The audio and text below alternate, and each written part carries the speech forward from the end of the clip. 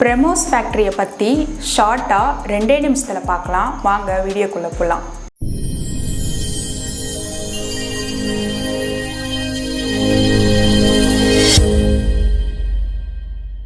உத்தரப்பிரதேஷ் ஸ்டேட்டில் லக்னோவில் பிரம்மோஸ் ஃபேக்ட்ரியை கட்டியிருக்காங்க. அதையே நம்ம பாதுகாப்புத்துறை அமைச்சர் ராஜ்நாத் சிங் அவர் வீடியோ கான்ஃபரன்ஸ் மூலிமா ஓப்பன் பண்ணி வச்சுருக்காரு.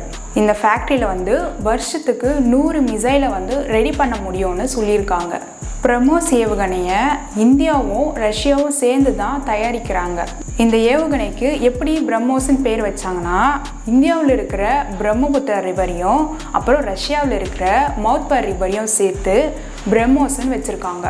இப்போது இந்த ஏவுகணையை இந்தியா யூஸ் பண்ணின்னு இருக்காங்க. இந்த மிசைலை வாங்கிறதுக்கு பிலிப்பைன்ஸ், பிரேசில், இந்தோனேஷியா அப்புறம் வியட்நாம் இந்த நாடெல்லாம் அக்ரிமெண்ட் போட்டிருக்காங்க. அப்புறம் Brunei, Chile, aegypti, Malaysia, Oman, south Africa இந்த நாடெல்லாம் கூட இந்த மிசைலை வாங்குறதுல ஆர்வமாக இருக்காங்க. இதனால் அதிகமான ப்ரொடக்ஷனை கொண்டு வரணும்னு இந்தியா இருக்குது. இந்த ஃபேக்ட்ரியை கட்ட ஸ்டார்ட் பண்ணது 2021, அதோட இப்போ 2025 கம்ப்ளீட் பண்ணியிருக்காங்க.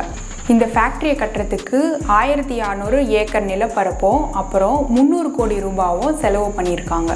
பிரம்மோஸ் ஏவுகணையோடைய சிறப்பை பார்க்கலாம். இந்த ஏவுகணை அதிகபட்சம் 650 கிலோமீட்டர் வரைக்கும் டார்கெட்டை தாக்க முடியும். இந்த பிரம்மோஸ் ஏவுகணையை வச்சு முப்படை மூலியமாகவும் தாக்க முடியும். எக்ஸாம்பிளுக்கு தர வழியாகவும் அட்டாக் பண்ணலாம், விமானம் மூலியமாகவும் அட்டாக் பண்ணலாம், போர்க்கப்பல் அப்புறம் நீர்மூழ்கி கப்பல் மூலியமாகவும் அட்டாக் பண்ணலாம்.